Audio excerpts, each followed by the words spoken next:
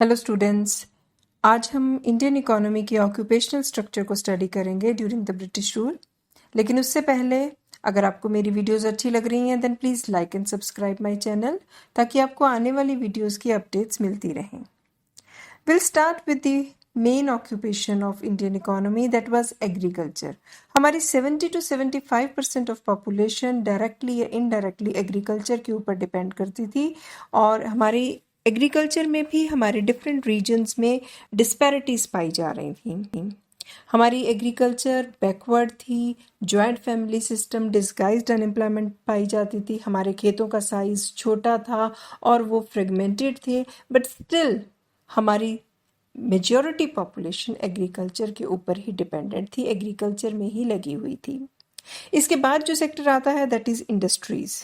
Industries जो हैं वो हमारी टोटल इकोनॉमी में कंट्रीब्यूट कर रहे थे बहुत मामूली सा।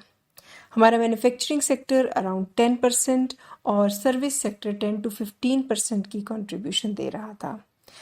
हमारी जो कैपिटल गुड्स इंडस्ट्रीज़ थी, मॉडर्न इंडस्ट्रीज़ थी, वो हमारे देश में नहीं थी, उनकी डेवलपमेंट नहीं हुई थी। और जो वेल डेवलप्ड हैंडीक्राफ्ट इंडस्ट्रीज़ थी वो भी अंग्रेज़ों की डिस्क्रिमिनेटरी टैरिफ पॉलिसी की वजह से ख़त्म हो रही थी।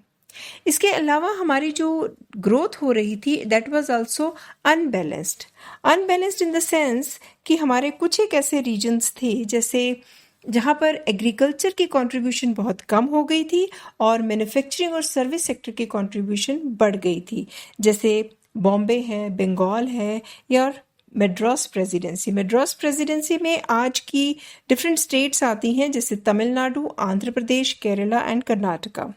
इसके बाद इसी टाइम पीरियड में कुछ एक ऐसी स्टेट्स भी थी जहां पर सडनली एग्रीकल्चर की कंट्रीब्यूशन बढ़ी थी, एग्रीकल्चर पे डिपेंडेंस बढ़ गई थी। दो स्टेट्स पर उड़ीसा, राजस्थान एंड पंजाब।